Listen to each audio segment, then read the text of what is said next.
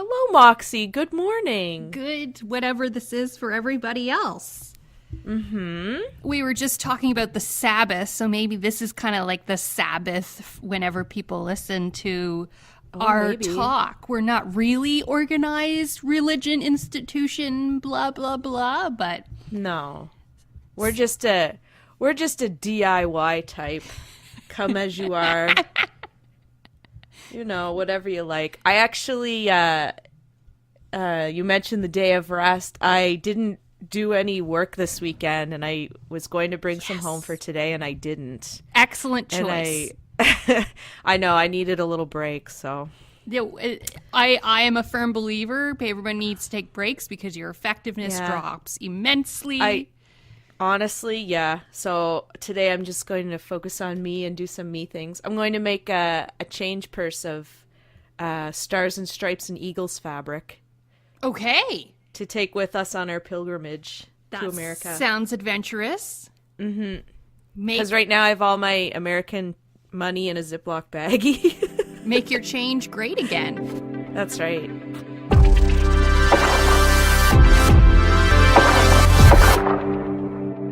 It is kind of sad, but we'll move on and welcome you all. And if this is your first time listening, May and I started a podcast. I'm Moxey, by the way, to present to the world, I guess, how we as lifelong friends discovered that we both have this innate feeling in us and think you have that innate feeling in you too, that the more love you put out into the world, you get an exponential amount of love back, and it kind of gives you this happy, awesome euphoria feeling from this catalytic effect, which we call euphoralytic effect.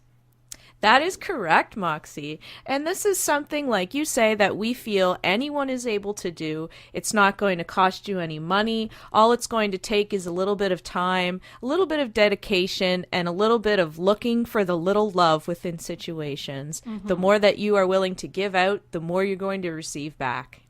And why not give it a go? Because it costs nothing. We ask nothing of you except to spread your love. And I mean, you can follow us on Instagram because we love to hear about those loving love at Euphoralytic. You sure can. But otherwise, you can just sit back, relax, hear us talk about our wonky ladies in their 30s going on 13 lives, and maybe get some learning lessons out of it too. It's very true. I often think that I'm reconnecting with my 13-year-old self. Oh, I often feel like I'm 35 going on 13 and say it. Yeah. I like Disney.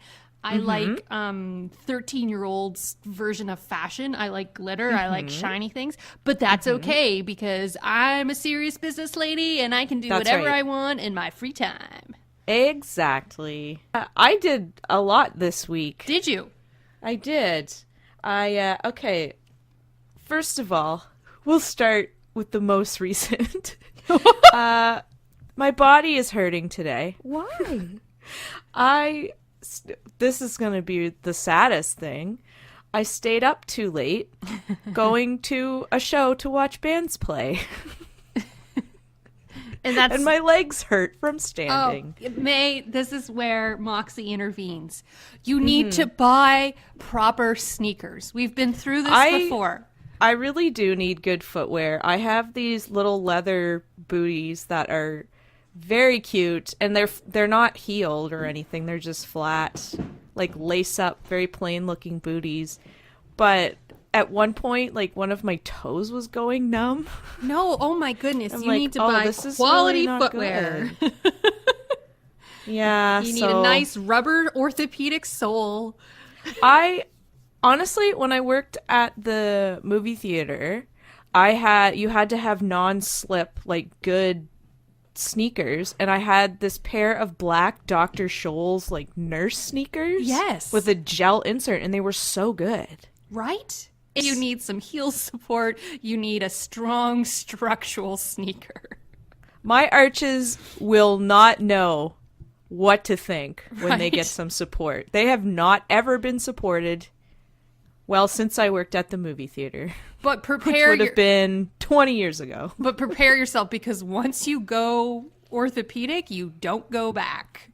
Don't. I was trying to think of a good rhyme. I know. And not be racist. Wow. I just took a sip of my coffee then just to really nail it down. just to get it.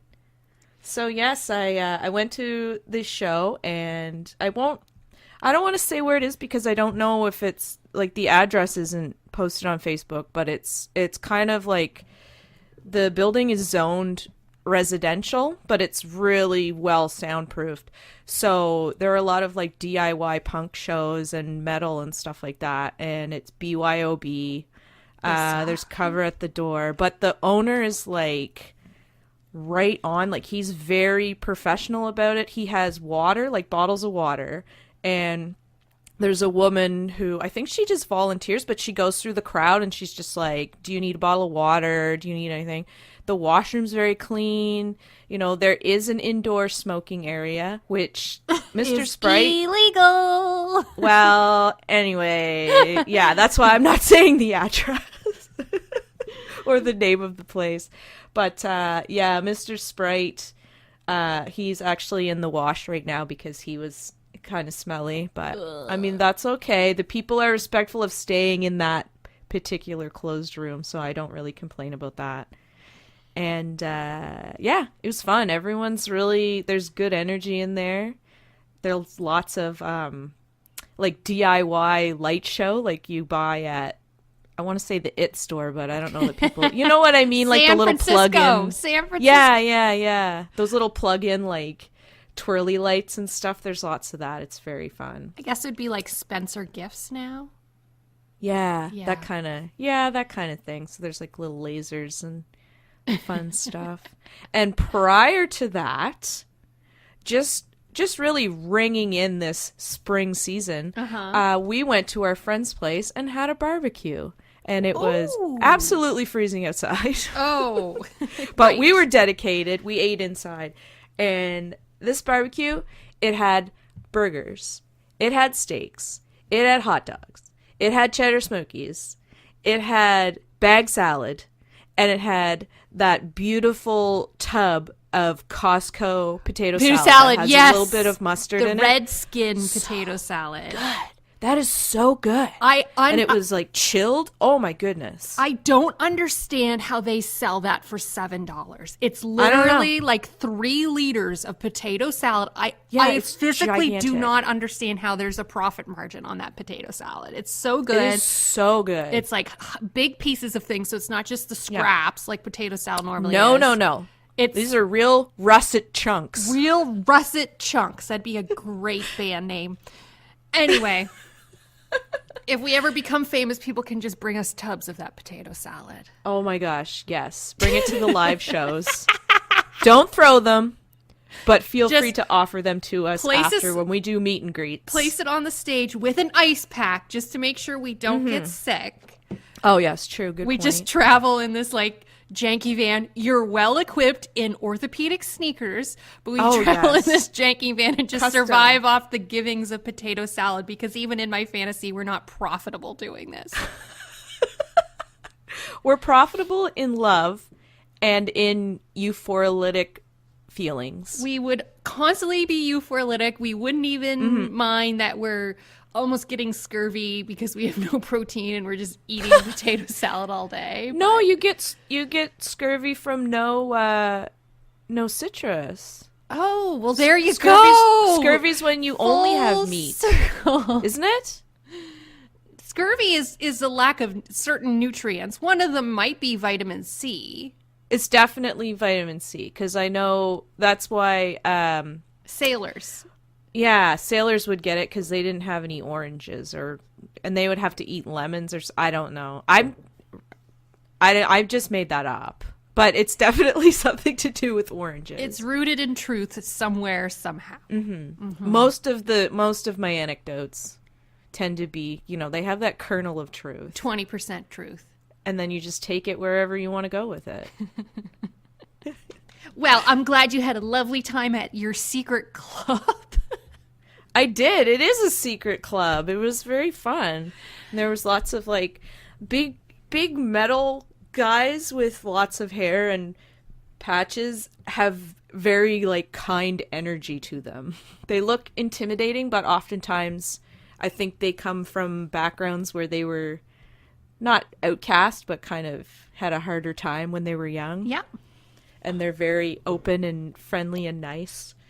And there's a good even split of there also being lots of nice ladies there. So it's good. And it's also kind of funny because at the start of the night, there's a real like high school dance vibe because everyone's just kind of standing in their little circles. And then as the night goes on and people are drinking, so they're getting more friendly and you're like, yeah. So everyone's just kind of together. Nice. And I got the joke once again. A guy was standing with us and he's like, oh, I'm so-and-so, by the way. And I said, oh, I'm May. And then someone turned around and was like, where's June? Oh. And I'm like, oh, well, first I didn't know what he said. And I was like, pardon me? And he's like, oh, and then he feels dumb because first of all, we weren't talking to him. And I was just like, oh, your name's Jim? And he's like, no, where's Jim? Because it's so loud in there. Like, anyway, sir, swing and a miss. So anyway, bless his heart for trying. Bless his heart. Also this week, very interesting, I went to a wellness fair. Oh, was it like actual wellness fair, or was it like no woo wellness fair? I shouldn't be. There was some like nice like organic hand lotions and handmade soaps and things like that. So there was wellness type things, and there was I'll have to get some next time. There were beeswax food wraps. Oh yes, apparently those are easy to make too, by the way. I have also heard that. I've been watching YouTube videos, but I did end up getting a little needle felted cat puppet. Mm-hmm. The polar opposite to the wellness fair, I had to go to court. Oh, right. Yes, let's talk about it. Okay. I have never been to court. Love Judge Judy, as you know, Moxey. It was not like Judge Judy. No. It was very, it was interesting. I liked it, and for those who don't know, I'm not sure if I've talked about this on the podcast before. About a year ago, actually, it was the first Monday in May, the first Sunday night, Monday morning in May. Yeah. Someone crashed a stolen car into my front deck of my house and woke me up. And well, it was funny because I was like, John, something just happened. And he told me to go back to sleep because sometimes I do hear things happen that did not. And they wake me up and I'm confused. So I decided I had to pee and I went downstairs, and Tachi, the orange tabby, he was very concerned. So I said, oh man, something did happen. And I looked out and there was a car crashed. Yeah. My immediate thought was like, oh my God, a drunk driver crashed their car. Because I'm on a little, like, dead-end street. So I called 911, and by the time I got out there, there was nobody in the car. And the dispatcher said, it's okay, we already apprehended them, it was a stolen car, Because I was worried there's, like, a big retaining wall on my property that goes down into a ball field. And there's all these, like, dead just like trees and that bamboo-y stuff. It's quite a bit of a drop too. Yeah, if you ever fell down there and you were drunk, you'd break your neck. Like I was really worried that somebody had hurt themselves really bad. So anyway, this was the court date for this. And apparently And you got subpoenaed. It wasn't you wanted to. You got subpoenaed to go. Oh no, I got subpoenaed. And let me just say, I don't know if this is a euphoralytic thing to say or feel, but the man that subpoenaed me really sketched me out and was very unprofessional. It was not a man I knew or recognized. He mumbled his name several times when I asked him, implied he was with the police force, and asked if I was home. When he called. Which is, yeah. He's like, yeah, I'm just calling to see if you're home. Which is very, it's alarming when you're, I don't know, for me anyway. I'm like, anyway, it threw me off. So I was subpoenaed to go into court. And I got to meet the man who owned the car. And he had no idea what had happened to his car that had been stolen. His car had been missing for 24 hours before it actually hit my house. Wow, really? Yeah, I was thinking that like it had been stolen and then directly driven into my house. Yeah, me too. But no, there was like a 24-hour joyride that happened. And apparently the man who, well, he's a boy.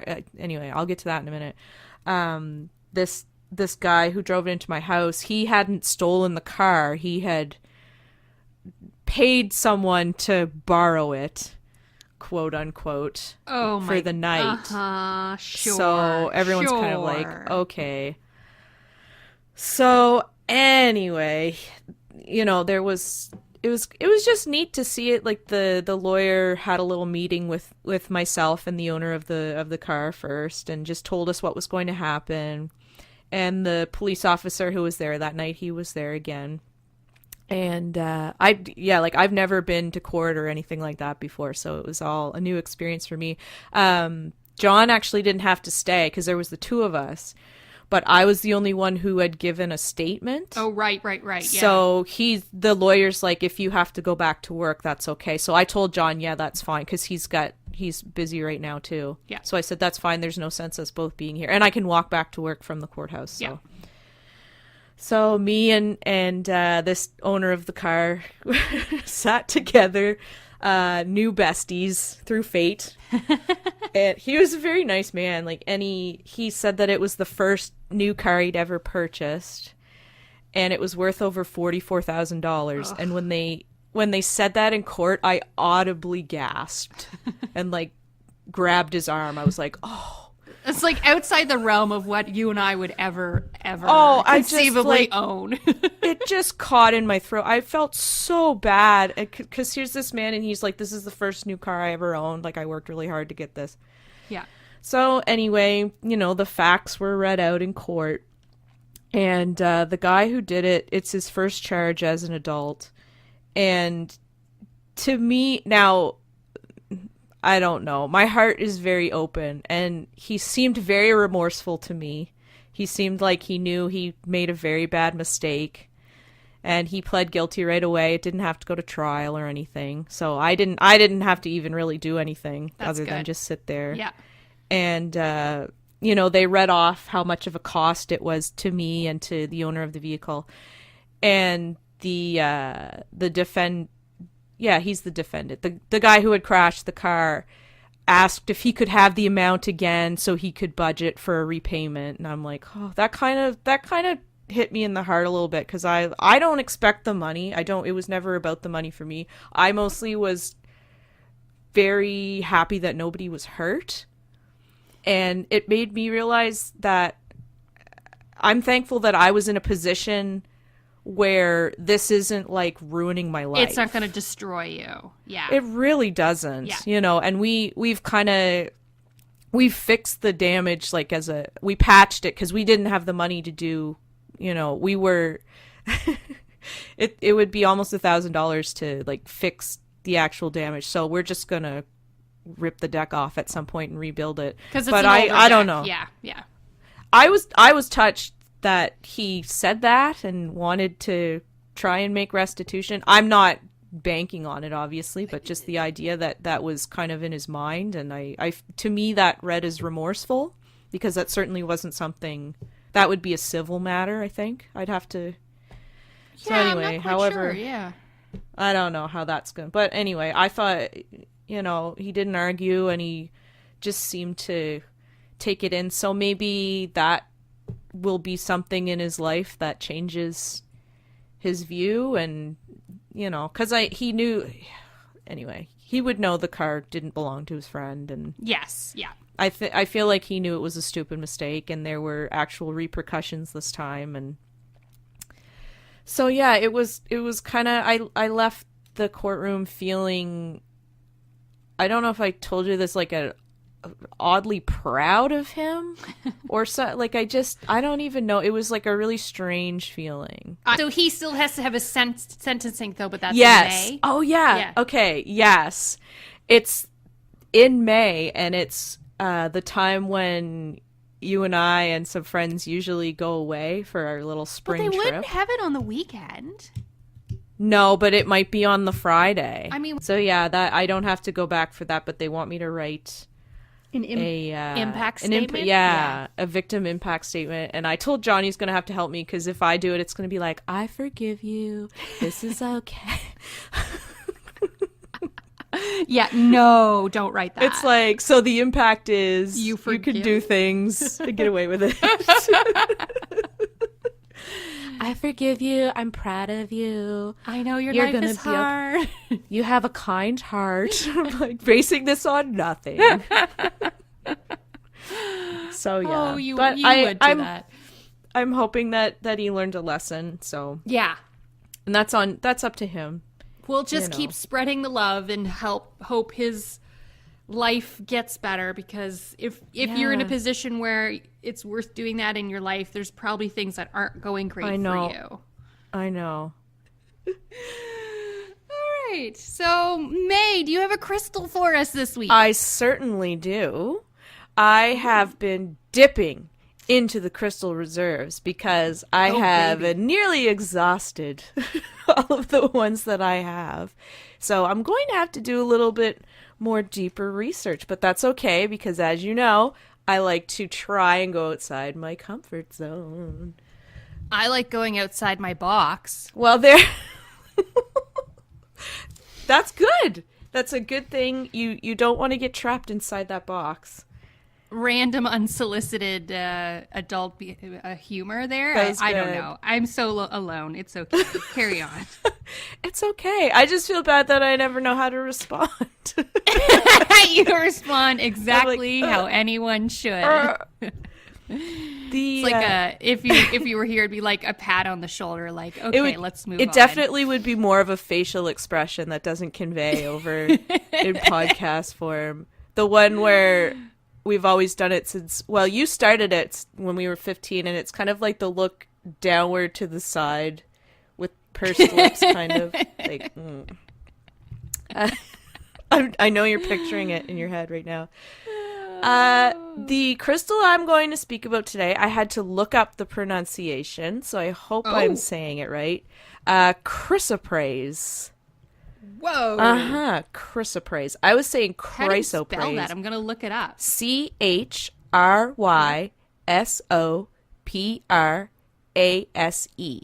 Chrysoprase. Wow, that's a weird word. It's very strange. It is a beautiful, bright apple green stone. It can be more of an aqua color, but it almost looks like jade, if you know what jade looks like. Very milky green kind of bright color. Yeah. The name actually derives from a Greek word. They had named it, and the word just translates to gold green. So like just a direct comment on what the plant on what the stone is. I have a chrysoprase stone in my orchid at work. I put it into the pot, so I'll have to throw a photo of that up.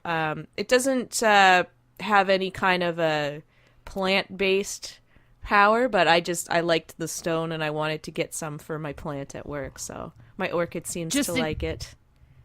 Just in case it helps, I guess. Yeah, because I also have a rose quartz. And actually, as I was doing my chrysoprase research, I found out that it actually goes well with rose quartz because they are both related to the heart chakra. Both stones of love.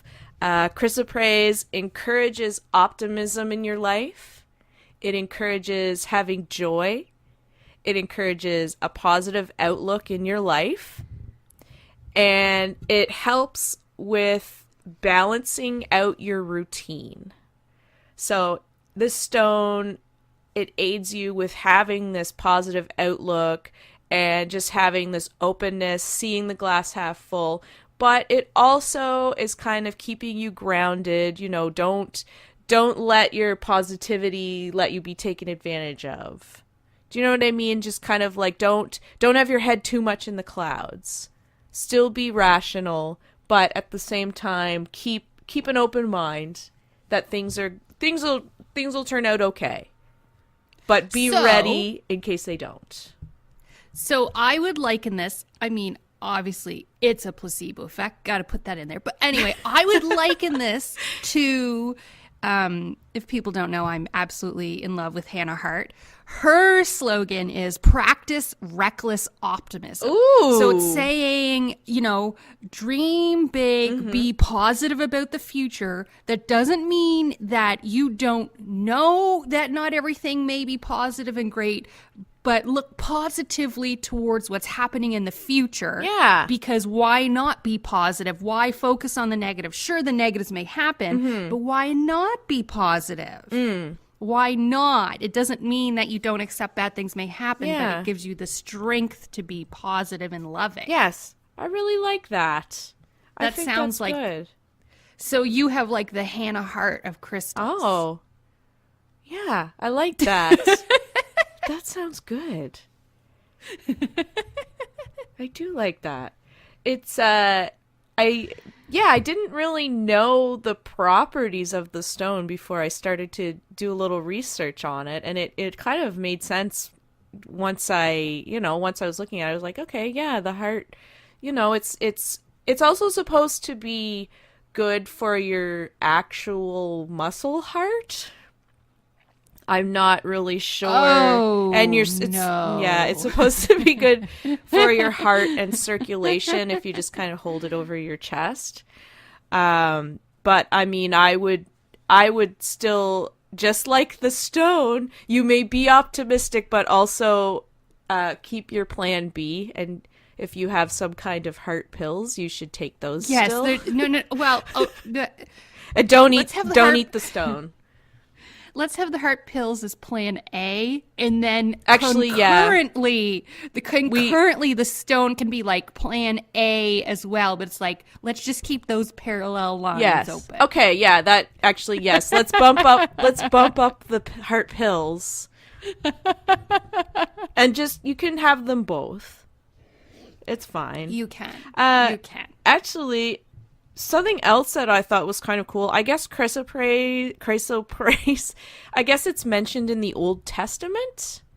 What? Yeah, and I'm gonna have to look into the story because I have very little knowledge of, especially the Old Testament. I know like the classics of the Bible, like the birth in the manger and the Easter story and Garden of Eden, those type of things. But I guess there were 10 stones that went into the creation of some kind of a foundation. What? Yeah. Wow. Which I had no idea about. So I definitely, and maybe that could be a future Crystal Talk episode. Because I would like, I'd be interested to know about that. Yeah. So yeah. Weird. There you go. Chrysoprase. Comes from Poland. Very exciting. Oh. Well, actually, that's cool, too. The largest deposit in the world is in Poland, but it's also found in Tanzania and Australia, which I thought was very interesting because Australia is so off on its own, but that means that these would have all been kind of stuck together, and then when the continents shifted? Not necessarily. Well... if you know, if anyone out there can explain it, that's not. I'm very open to your theories. This likens back to you saying you don't really understand maps. I don't understand a lot of these types of things. I was actually going to say kind of weird because their tectonic plates would not have been together. But Tanzania is like on the right of Africa. Yeah. Australia and Tanzania maybe, but Poland's like Poland's like right in the middle, isn't it? It's like Germany and then go up and to the right. Okay. Well, you can find a little bit of it in Germany as well, this stone. I'm sure you can, but it's just like it just sounds like you just made that up to like just. No, I think I read it. Oh. Anyway, we would like to have an actual geologist on the show. Yes, if you know any geologists, please come on Or our you show. are We one. would absolutely I would really like that. love it. We should also get my friend Judy on. Next time you come to my province, we should ask her if we drive up, will she come be on our podcast? She does Reiki.